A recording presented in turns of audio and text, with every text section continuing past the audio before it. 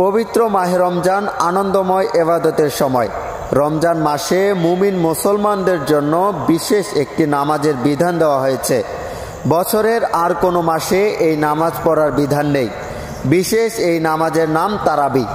তারাবি আরবি শব্দ, তারবি হাতুন এর বহুবচন। এর অর্থ আরাম করা ও বিশ্রাম করা।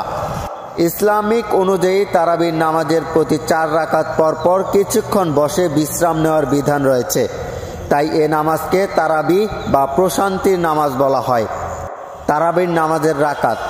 তারাবির নামাজ 20 রাকাত।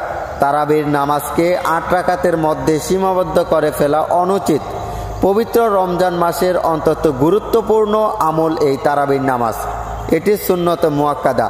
আল্লাহর রাসূল সাল্লাল্লাহু আলাইহি ওয়াসাল্লাম 3 দিন এই নামাজ জামাতের সঙ্গে আদায় করেছেন। তিনি নিয়মিত সম্মিলিতভাবে জামাতের সঙ্গে তারাবির নামাজ আদায় করলে তা ফরজ হয়ে যাওয়ার আশঙ্কা ছিল। তাই পুরো রমজানে তিনি জামাতের সঙ্গে তারাবির নামাজ আদায় করেননি। নিয়মতান্ত্রিকভাবে তারাবির নামাজ পড়ার প্রচলন ঘটে ইসলামের দ্বিতীয় খলিফা হযরত ওমর রাদিয়াল্লাহু তাআলা আনহু এর যুগে। সাহাবায়ে কেরামের ঐক্যমতের ভিত্তিতে তা সুন্নত হিসেবে সাব্যস্ত হয়। তখন আর এটি ফরজ হওয়ার সম্ভাবনা ছিল না, কেননা মহানবী সাল্লাল্লাহু আলাইহি ওয়াসাল্লাম এর ওফাতের মাধ্যমে ওহীর পথ বন্ধ হয়ে যায়।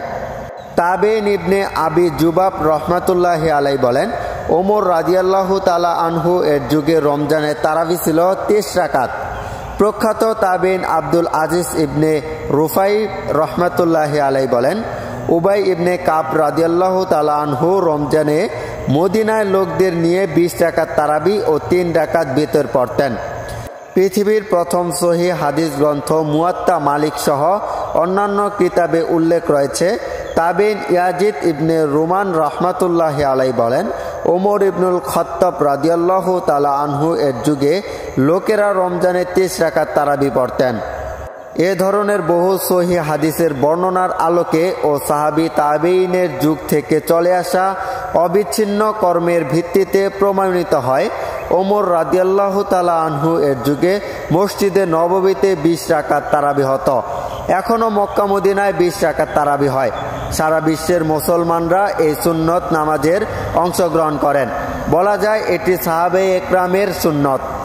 রাসূল সাল্লাল্লাহু আলাইহি ওয়াসাল্লাম বলেছেন, আমার ও আমার খুলাফায়ে রাশেদার সুন্নত দৃষ্টভাবে ধারণ করা তোমাদের জন্য অপরিহার্য। সুতরাং তারাবির রাকাত নিয়ে বিতর্কের অবকাশ নেই, কেননা যেখানে 8 রাকাতের কথা আছে সেটি মূলত তাহাজ্জুদ সংক্রান্ত হাদিস। মহানবী সাল্লাল্লাহু আলাইহি ওয়াসাল্লাম রমজানে ও রমজানের বাইরে প্রতি রাতে 8 রাকাত তাহাজ্জুদ ও 3 রাকাত বিতরের নামাজ পড়তেন। মহান আল্লাহ আমাদের বুঝে সঠিক আমল করার তৌফিক দান করুন। আমিন।